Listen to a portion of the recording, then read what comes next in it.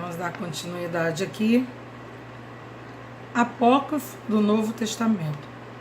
Recebe o nome de apócrifo todo relato que tem como objetivo narrar a vida de Jesus Cristo e seus ensinamentos, além do conteúdo relacionado a este, como relatos da vida e ensinamento de seus apóstolos. Conteúdo filosófico sobre a natureza divina e similares. Importante salientar que as denominações cristãs não chegaram ainda a um consenso sobre quais livros devem ser considerados canônicos. Ou seja, ainda não há uma definição que seja unânime, sistematizando quais documentos são aptos ou não para fazer parte dos livros sagrados contidos na Bíblia, né? Porque naquela época só quem eles não, os judeus sacerdotes, né, não consideravam aqueles livros, como já foi falado no Velho Testamento, eles não consideravam os livros que foram escritos no Velho Testamento, porque Deus não estava falando com o homem, não considerava inspirado por Deus. Já no Novo Testamento, eles não acreditavam que esses livros eram válidos dos apóstolos, né, porque Jesus não estava mais com eles, já tinham partido, mas deu continuidade nos estudos dos apóstolos, tudo que acontecia, eles escreveram. Foram fatos que foram acontecido e eles foram escrevendo como um livro, como eu já expliquei na aula passada. E assim é no Novo Testamento, eles não acreditavam. Os sacerdotes, os judeus da época, né, eles não acreditavam que tinham sido inspirados por Deus esses livros, essas histórias que eles contaram, e não quiseram acrescentar no Novo Testamento. Mas eles existem. Eu ainda não tive acesso a eles. Esses livros apócrifos, né, de Evangelho de Tomé, o Evangelho de Pedro, o Evangelho de Judas e Apocalipse de Pedro.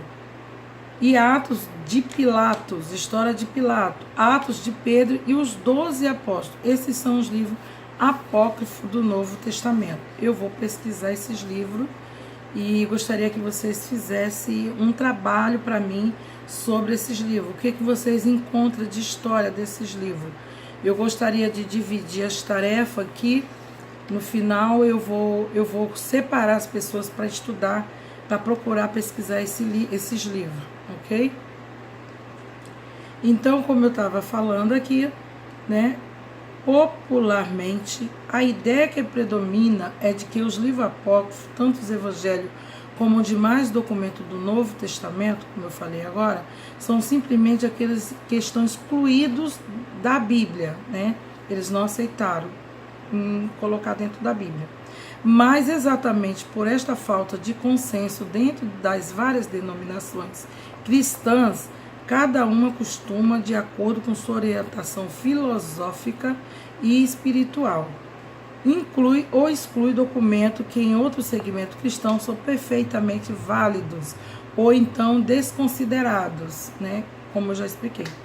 Exemplo clássico é o do livro de Apocalipse, em torno da qual havia uma certa polêmica se esse livro foi inspirado por Deus ou não. A Igreja Católica Apostólica Romana, bem como a maioria dos segmentos protestantes, consideram-no válido, ao passo que a Igreja Ortodoxa do Oriente desconsidera o mesmo livro em sua liturgia, vendo assim como apócrifo. Isso aqui, o livro de Apocalipse. Eles, como eu disse aqui, a Igreja Católica Apostólica Romana, ela segue igual aos protestantes, elas creem no Apocalipse. Mas já a Ortodoxa do Oriente, elas não consideram esse livro como liturgia, vendo assim como apócrifo. Então logicamente não tem na Bíblia deles. Por outro lado, há vários documentos que permanecem fora da liturgia da maioria dos segmentos do cristianismo, em grande parte pelas teorias heterogêneas que apresentam sobre a vida de Cristo, sua natureza divina e o propósito de seus ensinamentos, grande parte destes documentos pertence a uma corrente já condenada pela Igreja nos primeiros séculos do cristianismo.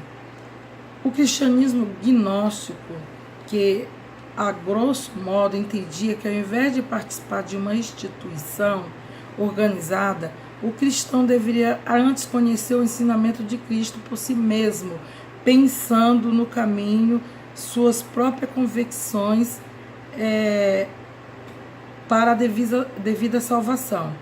Os textos gnósticos empregavam conceitos esotéricos, aliado a uma linguagem muitas vezes enigmática, com conceitos escondidos em meio à linguagem do texto, vindo aí o termo apócrifo, com significado de obscuro, apócrifo, obscuro, de suspeito, né? Como a filosofia gnóstica foi combatida ainda no nascedouro do cristianismo como religião organizada, muitos destes textos eram desconhecidos no público em geral, restando apenas os nomes, fruto de citação patriarcas da Igreja, condenando tais livros. Existia ali uma cúpula, na verdade, né, entre os reis sacerdotes que não queriam descobrir a verdade, não queriam ouvir verdadeiramente, que acreditar que esses livros foram escritos pelos apóstolos, e a igreja não era bem aceita, a igreja protestante, a igreja, na verdade, de Cristo, o cristianismo em si, eles não eram bem aceitos na época, né? Em 1945, a descoberta de vários documentos preservados em cavernas na região de Nag Hammadi, no Egito. Não sei ler muito essas palavras diferentes do meu português, tá, gente? Permitiu que uma boa parte destes textos banidos pela igreja pudessem ser novamente lidos, ajudando no melhor entendimento acerca da fé cristã e seu início. A parte questão espiritual, os estudos desses evangelhos apócrifos ajudam na pesquisa acerca de Jesus, do Jesus Cristo, né? Histórico, a história de Jesus, né? Na verdade, já que tão pouca documentação existe sobre sua vida. Ou seja, o que acontece? Na Bíblia não fala, não relata muito sobre a vida de Jesus na Terra. Quando Jesus nasceu, conta a história de quando Jesus nasceu. Depois, no Novo Testamento, vai contar, relatar, já quando ele já está grande, com 12 anos, que relata ele e a mãe e o pai, José, né, padrasto, o pai, né, físico, na terra, foram para o templo, porque antigamente não é que nem agora, que temos culto todos os dias, né, nas nossas igrejas. Muitas igrejas têm culto todo dia, outras têm sábado, domingo, outras têm uma vez na semana e outra final da semana. Então, veja bem, naquela época não era culto assim direto. Existia as datas para ir no templo a fazer suas orações e ler o Torá, que eram os livros deuterocanônicos, né? Que eram os Pentateucos. Então, quando Jesus aparece já com 12 anos ensinando no templo, né? Que é quando ele se perde. Na verdade, ele não se perde. A mãe que se dispensa e esquece do menino no templo. E ele continuou lá ensinando a palavra de Deus, tá? Nos evangelhos.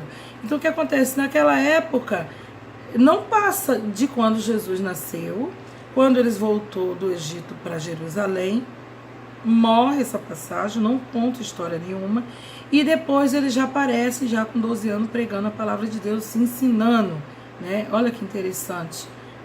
Acredito eu que ele não tinha, assim, uma alfabetização muito acima na época, porque não é que nem hoje nas escolas que você é obrigado a colocar, mas aparece já Jesus lendo no templo, falando da palavra de Deus, falando da Bíblia, falando das leis de Moisés, até os profetas, né? Profeta Isaías, mais uma vez aqui, relatando que o profeta Isaías foi o que mais falou acerca de Jesus.